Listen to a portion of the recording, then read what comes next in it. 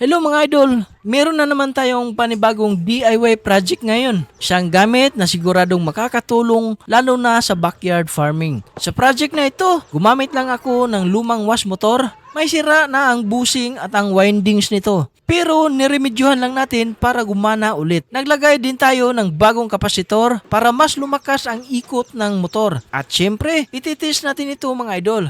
Napaka-useful ng project na ito, lalo na kung may alagang itik, baboy at pabo tayo. Tandaan mga idol, hindi kailangan bago ang gamit, basta may tiyaga at diskarte, okay lang yan.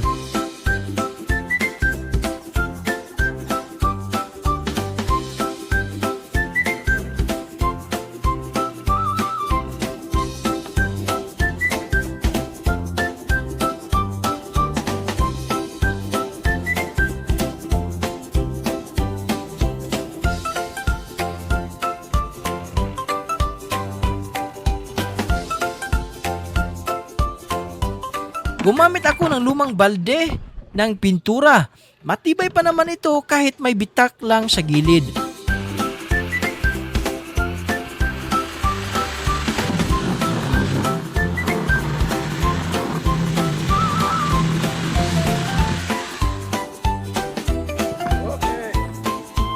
Gumamit din tayo ng lumang pulya para sa pagkakabitan ng blade para hindi na tayo mahihirapan sa mounting. Para sa blade, gumamit ako ng lumang metal mula sa cover ng motor. Ginuhitan ko lang ito ng pa-curve na parang ninja blade. Niwelding lang at nilinisan ang patalim. At nire-rivets natin ito sa pulya para siguradong matibay ang kapit.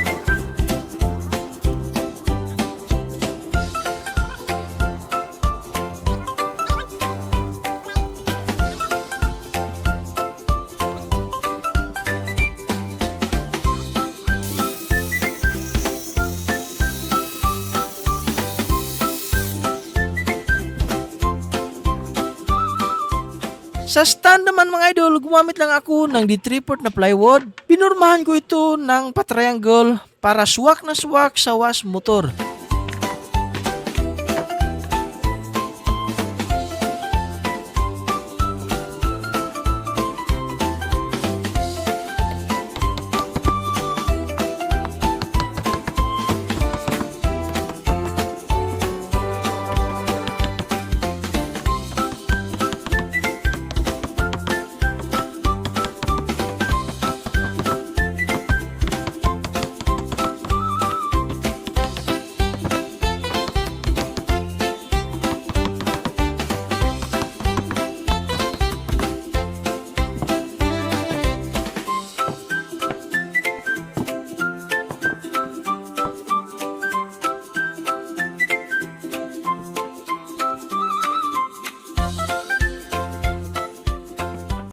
At katulad ng sabi ko, may bitak ang balde. Pero sakto ito dahil dito natin lalagyan ng outlet. Mga 3 inches ang taas.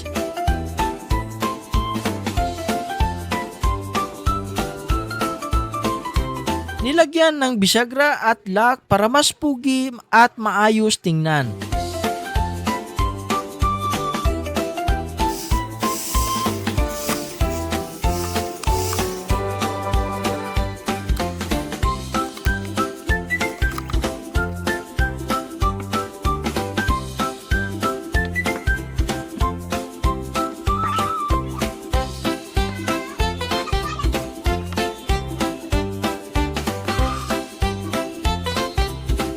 Para safe ang motor, nilagyan ko rin ito ng plywood cover para hindi mapasukan ng dumi. At para hindi maalog ang balde, itornilyo natin ito sa loob.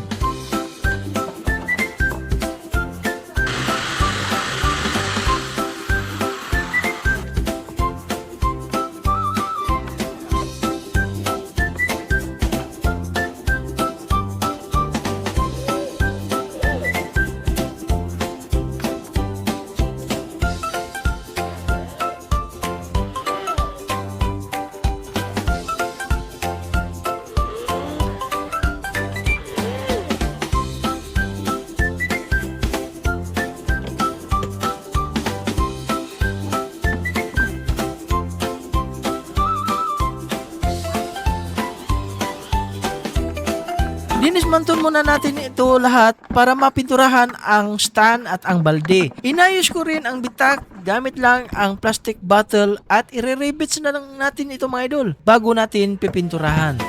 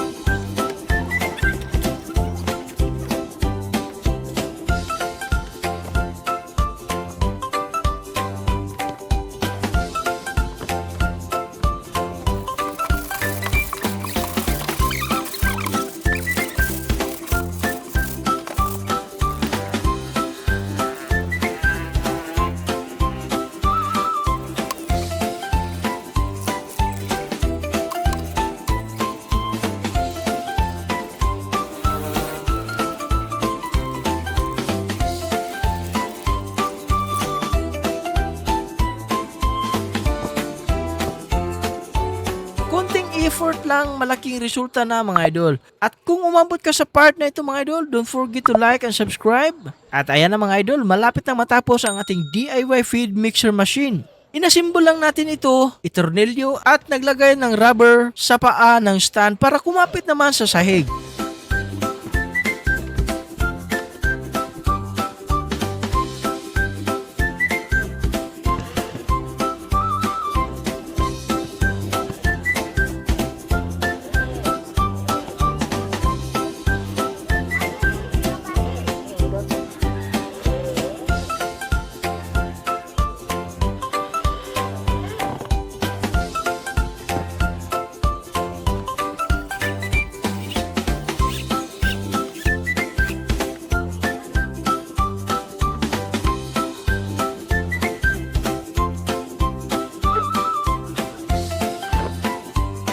malinis tingnan ang wirings, nilagay natin sa gilid ang kapasitor na may holder at sinimulan na natin ang pagwawiring.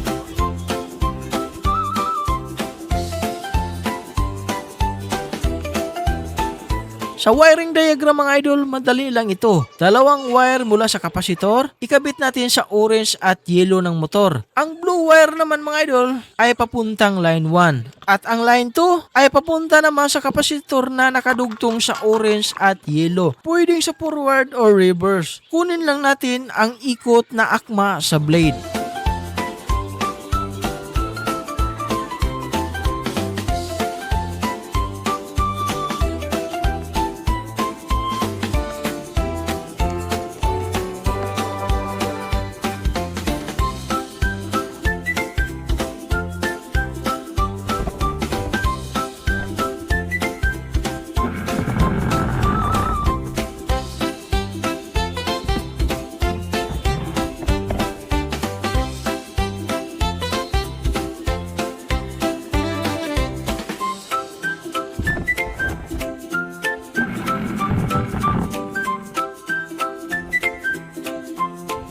At ayan na mga idol, tapos na ang ating DIY feed mixer machine. Gamit lang ang lumang wash motor at ang lumang balde. At syempre, ititis natin ito mga idol. Meron tayong assorted na prutas galing sa tindahan. Kunting feeds at bahaw na kanin. May kunting aberya lang mga idol dahil walang takip ang balde. Kaya hindi natin sinusobrahan ang laman para hindi mamamatay ang ikot ng ating motor.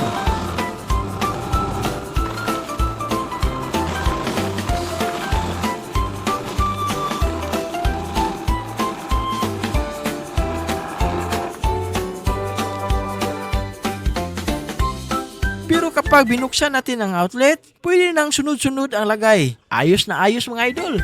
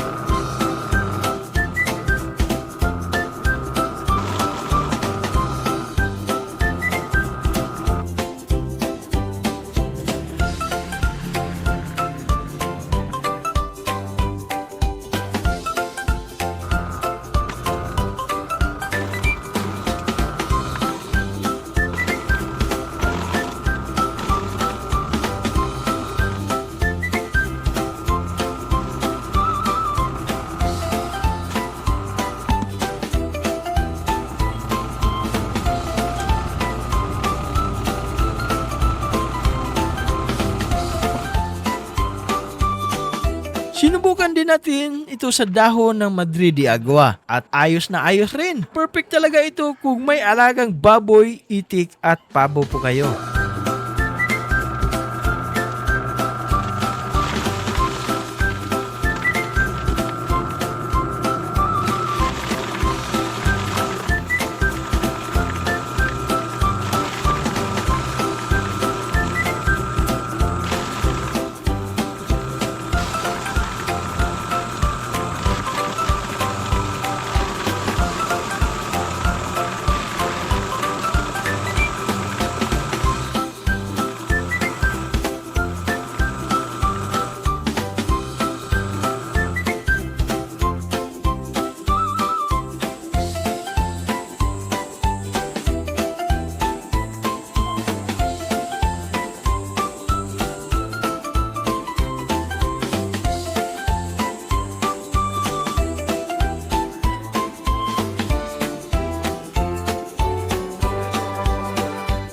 Isa na namang patunay na sa DIY, sipag at diskarte ang puhunan, hindi pera. Isa na namang simpleng DIY project ang hatid natin ngayon, ang DIY feed mixer machine. Kung nagustuhan po ninyo ang video mga idol, please like and share at subscribe na rin mga idol. Malaking tulong po yan para sa amin. Muli, ito si Farmer Boy. Lagi nag-iiwan na God bless at ingat palagi. See you po on my next video. Bye bye mga idol.